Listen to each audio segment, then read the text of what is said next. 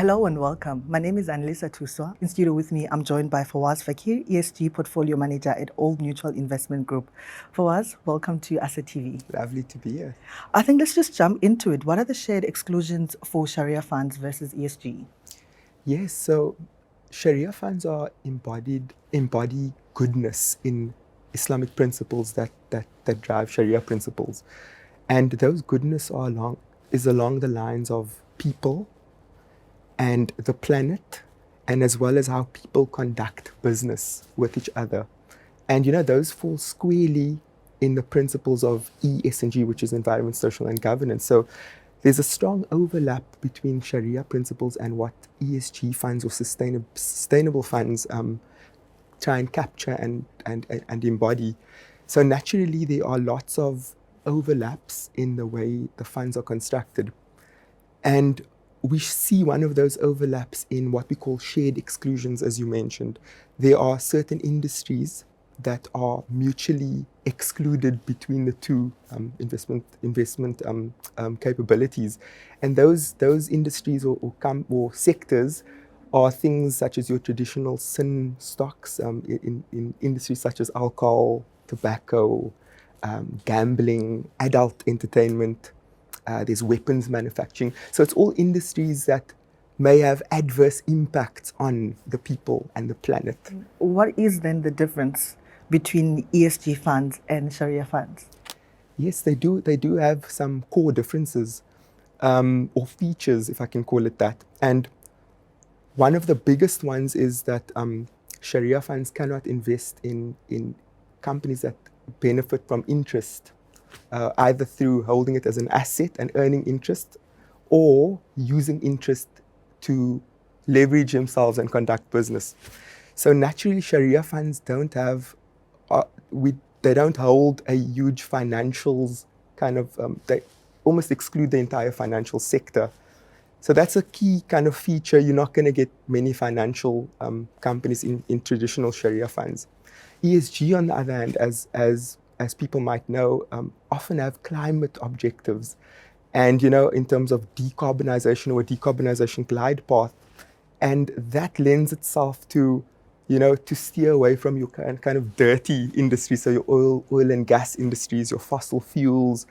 So I think those are the key features in terms of the industries or the sectors that it excludes, the key features. But very importantly, on the Sharia funds, it lends itself to a quality kind of bias by way of companies that are kind of well capitalized or use less leverage. They have a kind of a strong quality subset, and quality companies have certain features such as they are kind of resilient in downturns. They can kind of self-fund themselves to grow.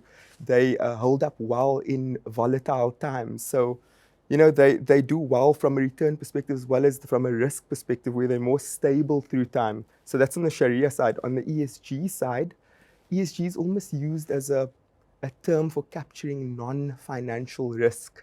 So all the risk investment portfolio managers talk about is normally of a financial nature. ESG is this term to look beyond what we know traditionally as financial risk. So everything in environment, social governance is meant to capture everything that's non-financial in nature. I think you've touched briefly on this, because I was about to ask on why are such ethical funds like ESG and Sharia usually referred to then as lower risk solutions? Yes, so we can deal with it separately. We can look at Sharia funds and the quality subset of companies that I mentioned.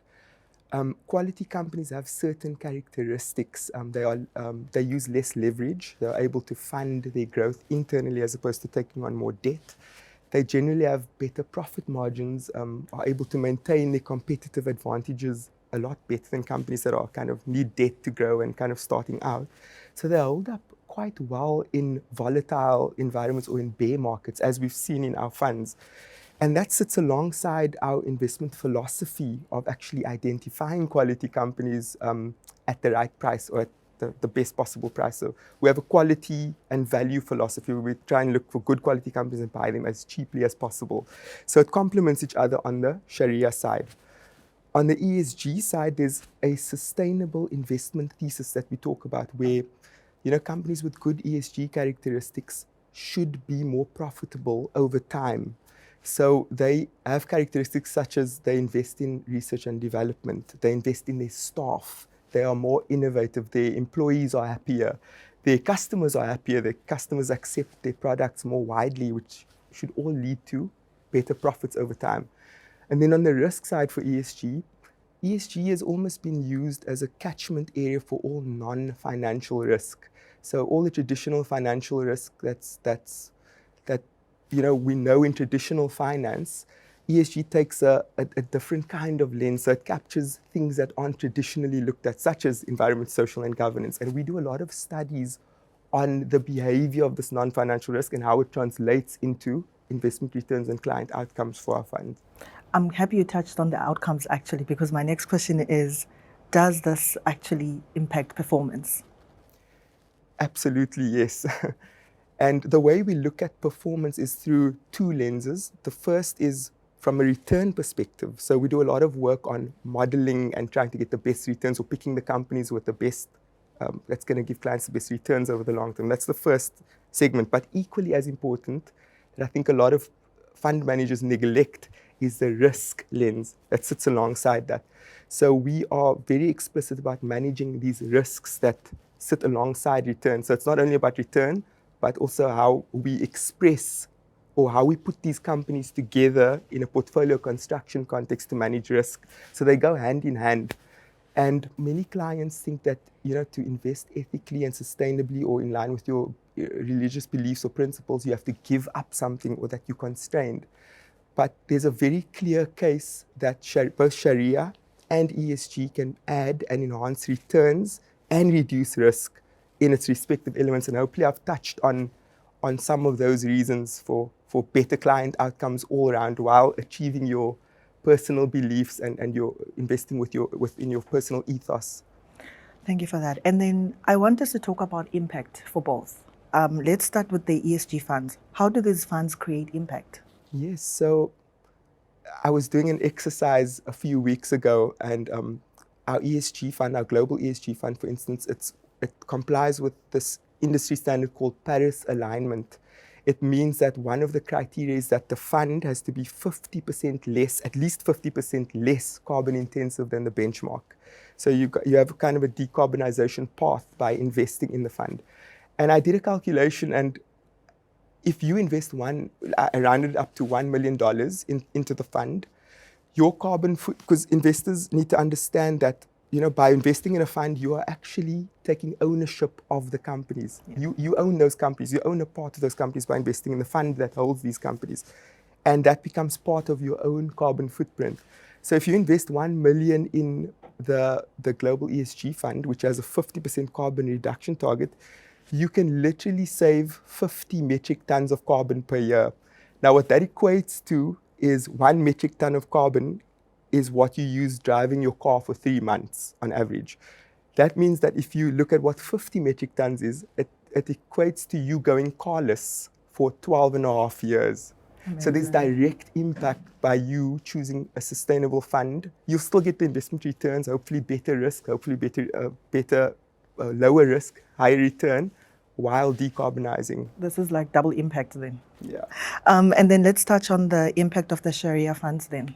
Yes, so the Shari'ah funds have direct impact into addressing some of the infrastructure problems within the country, within the social ills of South Africa. It invests directly by way of stripping out or cleansing the interest portion of the investment. It's then donated to a charitable organization. This is done industry-wide, not only us. It's donated to independent charitable organizations who uses those funds, and they invest it in the greater good, for the greater good of society within South Africa. And I must state that we cannot directly benefit from that, because so we're not associated with, who benefits from those funds, where those funds go. It's completely independent. But investors, it's important for them to know that this is being used in a good way, directly benefiting society and the country. Also, lastly, to end off, we have recently launched the Old Mutual Gift of the Givers Fund, where it's a fund in an endowment-like structure, where you can preserve all your capital or all your initial investment, and all the proceeds that's earned on that is donated to Gift of the Givers. And I mean, they need no introduction as to the great humanitarian work that they do. And so you get the best of both worlds. You preserve your capital, you have instant access to your capital whenever you need it, while earning profits to benefit South Africa. And all of those proceeds are invested directly in South African initiatives, not global initiatives, directly in our country. This is amazing. Thank you so much, Fawaz. That was Fawaz Fakier, an ESG Portfolio Manager at Old Mutual Investment Group.